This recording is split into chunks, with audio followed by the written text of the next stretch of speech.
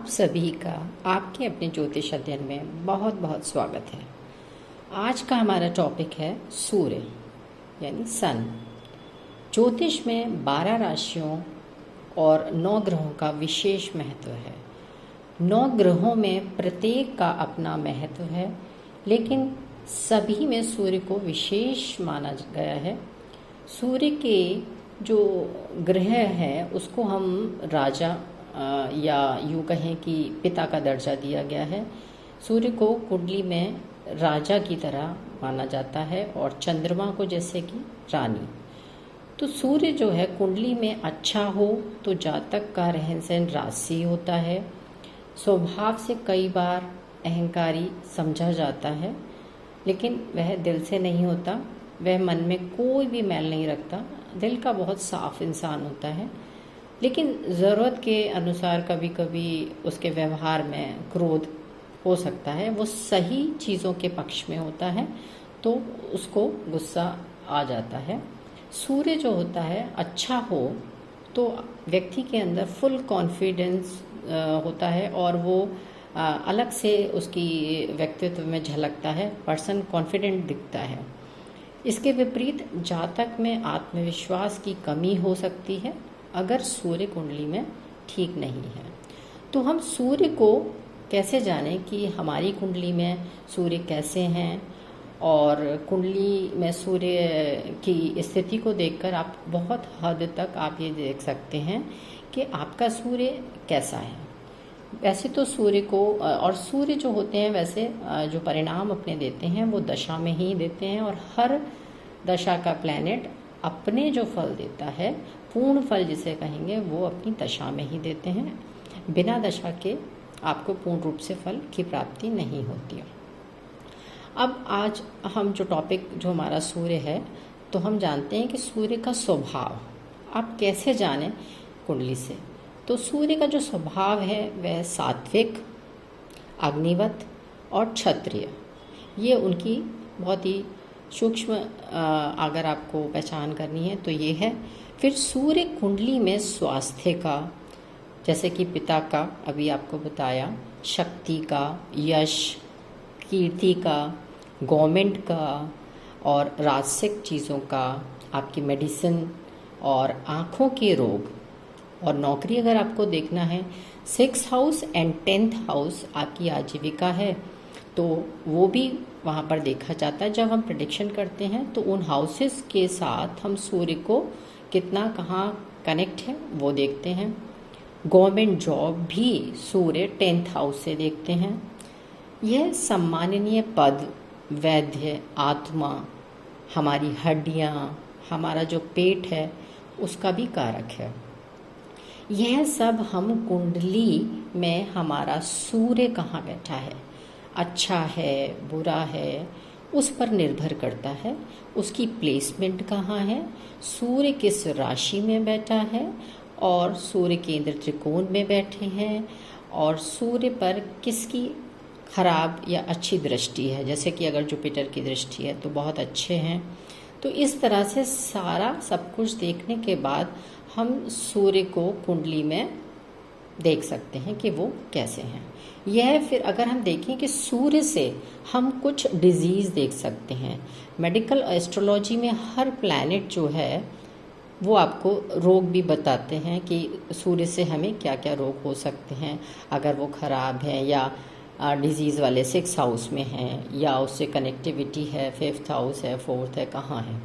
जैसे सूर्य आपको हृदय के रोग देते हैं, हड्डियों का टूटना, माइग्रेन, फीवर, आपको बहुत कमज़ोर फील हो रहा है, या आपकी आईसाइट वीक होना, पेट, आपका दिमाग, जैसे दिमाग का थोड़ा सा कुछ गड़बड़ी है, भूख की कमी हो जाना कभी कभी, यह सब सूर्य से देखे जा सकते हैं।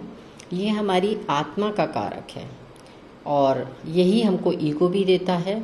अगर बहुत स्ट्रांग है तो आदमी को ताकतवर भी बनाता है। तो व्यक्ति को आप देख सकते हैं आप कुंडली से भी कि आपकी कुंडली में सूर्य की क्या स्थिति है।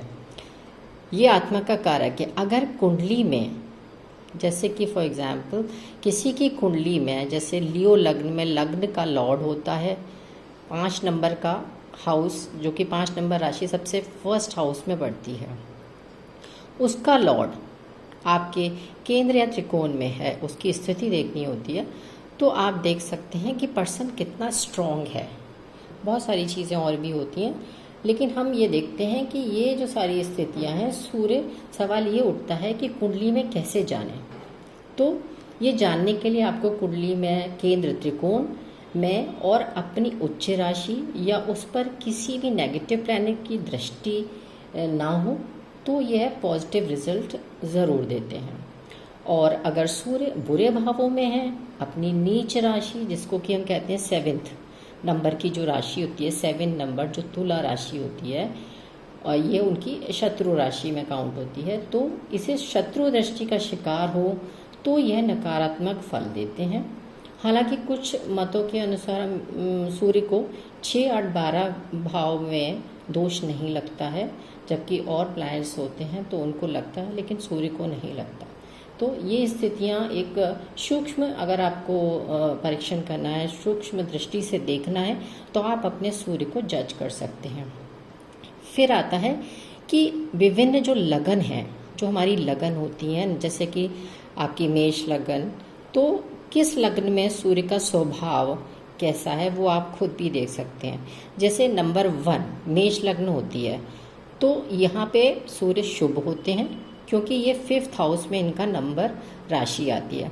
आप ये चेक कर सकते हैं कि जहाँ भी 5 नंबर लिखा हुआ है वो सूर्य का राशि नंबर है, तो यहाँ पे 5th हाउस में है, तो ये शुभ है। दूसरा कह सकते हैं टॉरस, वृष राशि है, इसमें भी शुभ होते हैं, क्योंकि यह 4th हाउस में इनकी राशि पड़ती है।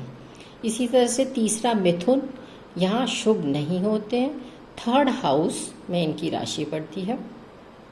और इसी तरह से कर्क है, उसमें सम होते हैं, 2nd हाउस में नंबर इनकी राशि पड़ती है। इसी तरह से सिंह, लियो इनकी नंबर में ये यहाँ पे शुभ होते हैं और ये लग्न में इनकी राशि पड़ती है। इसी तरह से कन्या, इसमें अशुभ होते हैं क्योंकि इनकी 12th हाउस में राशि आती है। तुला, इसमें अशुभ होते हैं क्योंकि 11th हाउस में है। वृश्चिक, यहाँ पे शुभ होते हैं, 10th हाउस में इनकी राशि आती है। धनु में शुभ होते हैं क्योंकि ये 9th हाउस में इनकी राशि आएगी। मकर में अशुभ होते हैं क्योंकि 8th हाउस में आ जाती है राशि। कुंभ में शुभ होते हैं, 7th हाउस में आती है। और आखिरी मीन, जिसमें अशुभ होते हैं क्योंकि यहाँ पे 6th हाउस में इनकी राशि पड़ती है।